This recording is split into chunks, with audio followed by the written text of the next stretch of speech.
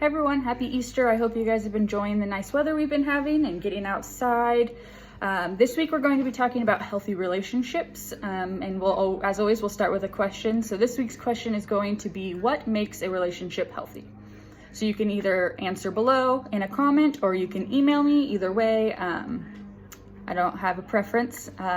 So my answer to the question is there's a lot of factors that go into making a relationship healthy, whether it's a relationship with your siblings, your parents, a significant other, or any other people you might have a relationship with. But I think the main one that I think of is mutual respect. Your partner respecting you and you respecting your partner are for sure a huge thing and factor when it comes to healthy relationships. Now, when you're completing the resources that I've posted, like I said earlier, if you don't have a significant other or you're not comfortable thinking about your significant other for this project, then you can think of someone else you have a relationship with, your teachers, siblings, parents, grandparents, friends, anybody that you have either like a daily or consistent relationship with would be a good one to think about.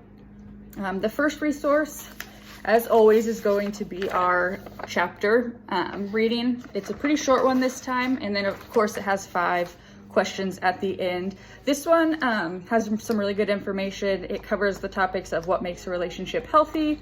So our question we answered earlier, what makes friendships difficult, and what can you do if a relationship doesn't work out? So it has some pretty good topics in here, a lot of more information, and of course those 5 questions at the end. If you'd like to answer them by email, that is great, or commenting below. The second resource is, it's a 2-page resource. The first one is called My Support Map. Looks like this.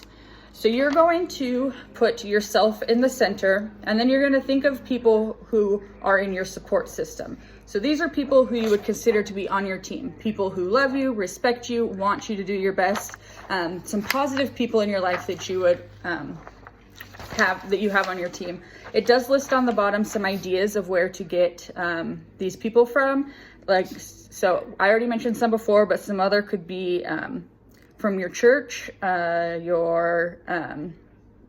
club or a team that you are on, anybody from school, counselor. It could be anybody really, as long as they are on your side, on your team, and you want them to be in your support system. So this one's pretty easy. You only have to come up with 8 people. You can always come up with more if you want. And then the last resource for this video is this evaluating my relationships. So what you're going to do is you are going to pick someone that you have a relationship with. It doesn't have to be the people you put on your support system. It can be someone maybe you don't have the best relationship with. It can be a friend, but you're not really sure if they're that great of a friend, or it really could just be anyone in your life. And then you're going to put, this first question is, I am evaluating my relationship with, and you'll put whoever it is.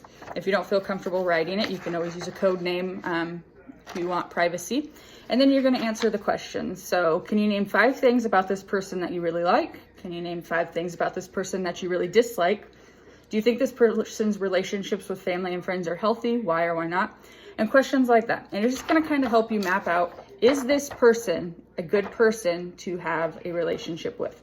Now, I'm not saying that if you are filling this out and it's a lot of negative, that this person you have to just completely exit from your life. It could just maybe tell you that maybe we have some things to work on. Maybe I need to talk to them about some things, set some boundaries for what I'm comfortable with and what I'm not. But communication is really important. And if you feel comfortable voicing your concerns about that person, then that might be a good way to go about changing or fixing the relationship that you're in. So that's all for this week. I would love to hear from you guys. Make sure you're checking your emails, and have a good week. Bye.